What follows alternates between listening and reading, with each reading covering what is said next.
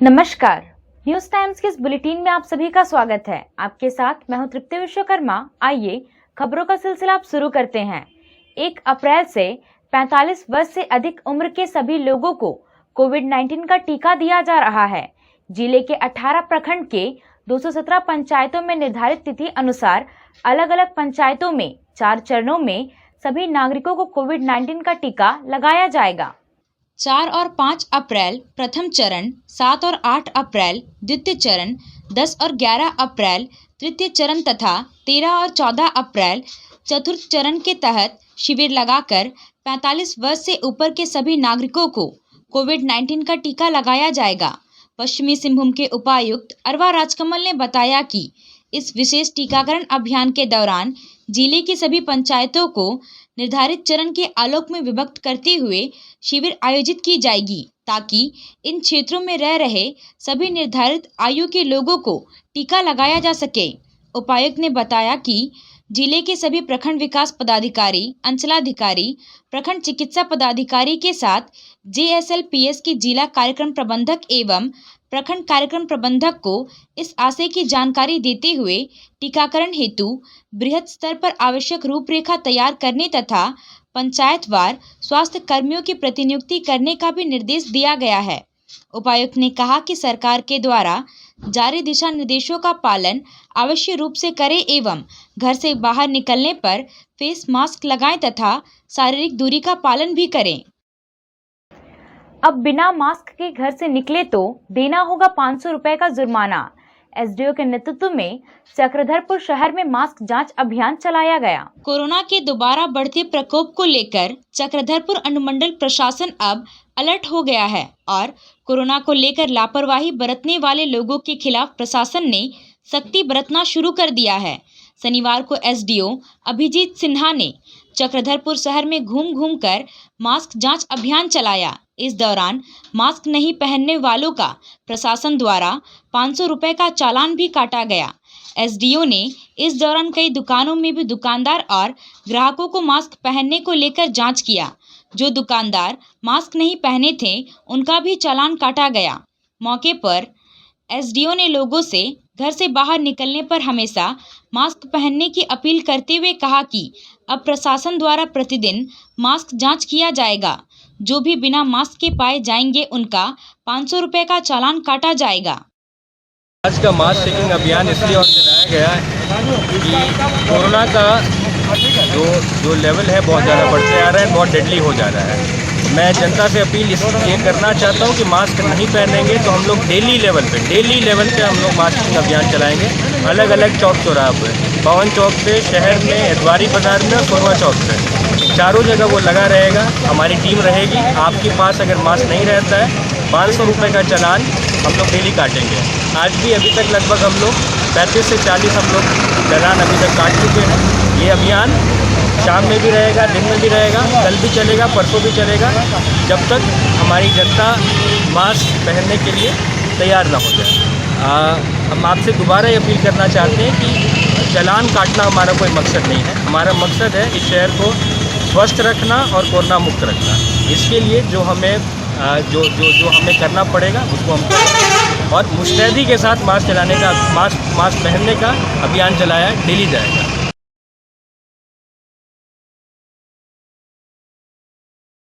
झारखंड को आज 21 सड़क परियोजनाओं की सौगात मिली है। मुख्यमंत्री हेमंत सोरेन की अध्यक्षता में आयोजित ऑनलाइन कार्यक्रम में केंद्रीय सड़क परिवहन एवं राजमार्ग मंत्री नितिन गडकरी ने 7 सड़कों का उद्घाटन और 14 सड़कों का शिलान्यास किया। 21 सड़क परियोजना के तहत 539 किलोमीटर लंबी सड़कों का जाल बिछ रहा है, जिसकी लागत 3,550 करोड़ रुपए है। ऑनलाइन लोकार्पण एवं शिलान्यास कार्यक्रम में केंद्रीय सड़क परिवहन एवं राजमार्ग राज्य मंत्री VK सिंह, केंद्रीय आदिवासी कल्याण मंत्री अर्जुन मुंडा, राज्य सरकार के मंत्रीगण, राज्य के लोकसभा तथा राज्यसभा सांसद एवं विधायक उपस्थित रहे। मुख्यमंत्री हेमंत सोरेन ने कहा कि राज्य के लिए आज का दिन ऐतिहासिक है। राज्यवासियों को कई सड़क परियोजनाओं की सौगात मिली है। बेहतर सड़कों के निर्माण से विकास कार्यों में तेजी आएगी। झारखंड में खनिज संपदाओं की ट्रांसपोर्टिंग सड़क मार्ग से ज़्यादा होती है, अतः यहाँ गुणवत्तापूर्ण सड़क होना आवश्यक है। मुख्यमंत्री ने कहा कि केंद्र सरकार द्वारा वित्तीय वर्ष 2017-18 में 205 करोड़ रुपए, 2018-19 में 169 करोड़ रुपए, 2019-20 में लगभग 500 करोड़ रुपए तथा वित्तीय वर्ष 2020-21 में 675 करोड़ रुपए राज्य के सड़कों के विकास के निमित्त आवंटित किए गए। आज हम सड़क निर्माण कार्य की दिशा में निरंतर आगे बढ़ रहे हैं। मुख्यमंत्री ने कहा कि राज्य सरकार का प्रयास है कि अधिक से अधिक सड़क परियोजनाओं का डीपीआर केंद्र सरकार को प्रेषित करें।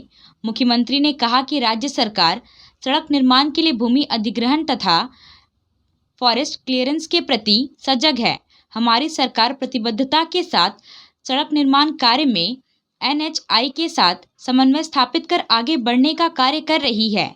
मुख्यमंत्री ने केंद्रीय सड़क परिवहन एवं राजमार्ग मंत्री से भारतमाला परियोजना अंतर्गत रायपुर धनबाद, संबलपुर रांची, वाराणसी रांची, रांची पारादीप तथा बख्तियारपुर और मांझी इकोनॉमिक कॉरिडोर के निर्माण कार्य और साहिबगंज स्थित गंगा नदी पर ब्रिज निर्माण कार्य में तेजी लाने का आग्रह किया।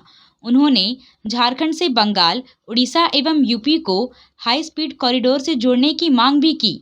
मुख्यमंत्री ने कहा कि हाई स्पीड कॉरिडोर का निर्माण होने से राज्य को इंडस्ट्री हब के रूप में विकसित किया जा सकेगा। केंद्रीय सड़क परिवहन एवं राजमार्ग मंत्री नितिन गडकरी ने कहा कि झारखंड में सड़क निर्माण कार्य राज्य सरकार की इच्छा के अनुरूप ही किए जाएंगे।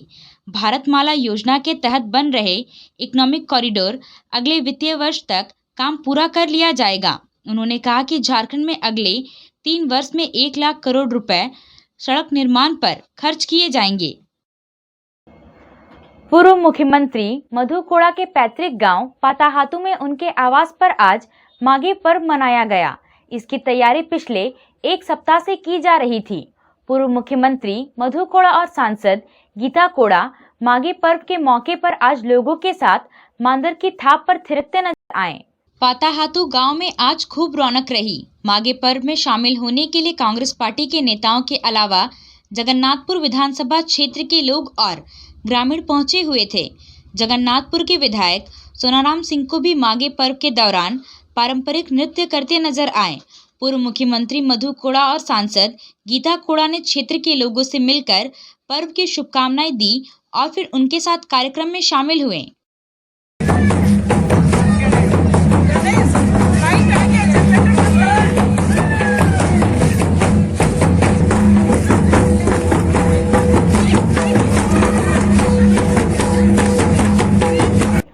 पश्चिमी सिंहभूम जिला शतरंज संघ के तत्वावधान में चल रहे 11वीं पद्माबाई रुंगटा मेमोरियल जिला शतरंज चक्र का खेल समाप्त होने के बाद मनीष शर्मा और 5 अंक हासिल कर शीर्ष पर बने हुए हैं। एनएन पांडे, प्रियंका कुमारी, राजेश कुमार, सौरभ कुमार, बसंत खंडेलवाल, भरत सिंह, कमल किशोर देवनाथ, भूपेश और सुमित कर्मकार 4 अंकों के साथ दूसरे पायदान पर है। आज की मुख्य प्रतियोगिता में तीसरी वरीयता प्राप्त राजेश कुमार को बसंत खंडेलवाल ने हराया। सैकत दत्ता ने कमल किशोर देवनाथ को हराया। प्रियंका कुमारी और साय चक्रवर्ती का मुकाबला बराबरी पर रहा। कल 2 चक्र का खेल खेला जाएगा और इसके बाद पुरस्कार वितरण समारोह होगा। पतंजलि योग समिति पश्चिमी सिंहभूम की ओर से 5 अप्रैल से सुबह 5 बजे से 6:30 बजे तक निःशुल्क योग कक्षा का आयोजन रोरो नदी तट पर स्थित स्कॉट गाइड भवन में किया जाएगा। योग कक्षा का संचालन प्रशिक्षक दीपक पासवान द्वारा किया जाएगा। पश्चिमी सिंहभूम जिला के टोकलो थाना क्षेत्र के लौंजी में हुए माओवादी हमले की घटना की जांच अब की घटना की जांच एनआईए से कराने का राज्य सरकार ने निर्णय लिया है। 1-2 दिन के अंदर ही एनआईए इस पूरे केस को टेक ओवर करेगी। पश्चिमी सिंहभूम के पुलिस अधीक्षक अजय लिंडा ने इस बात की पुष्टि की है। 4 मार्च को लौंजी जंगल में माओवादियों ने सुरक्षा बलों के ऊपर हमला किया था। उस घटना में झारखंड जगुआर के 3 सुरक्षा बल शहीद हो गए थे। मंझारी थाना क्षेत्र के झंझड़ा हाट मोड़ पर अनियंत्रित तेज रफ्तार बुलेरो के पलटने से उसमें सवार एक ही परिवार के 6 लोग घायल हो गए। बुलेरो से दबने के कारण 12 साल उर्मिला कुंकल की मौत हो गई। इस घटना में 3 लोग गंभीर रूप से घायल हुए हैं, जिनका प्राथमिक उपचार सदर अस्पताल में करने के बाद जमशेदपुर रेफर कर दिया गया है। घटना आज सुबह करीब 11 बजे की बताई जा रही है।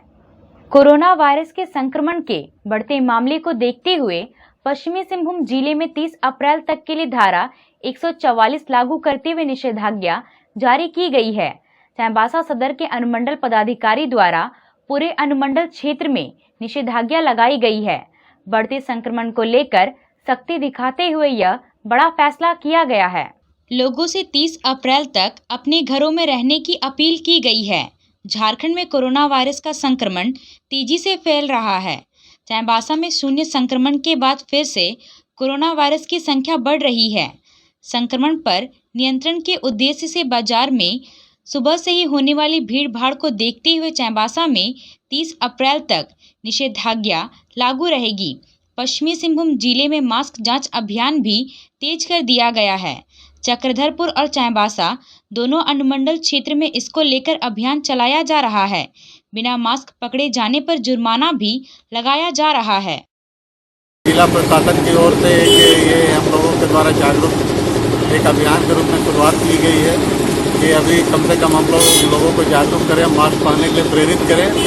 इसके बाद अगर नहीं करते हैं तो अभी हम लोग जगह जगह पे चौक चौराहे में हम लोगों ने एक गश्ती दल का भी गठन किया है, जो कि उस पर जुर्माना वसूल करेंगे।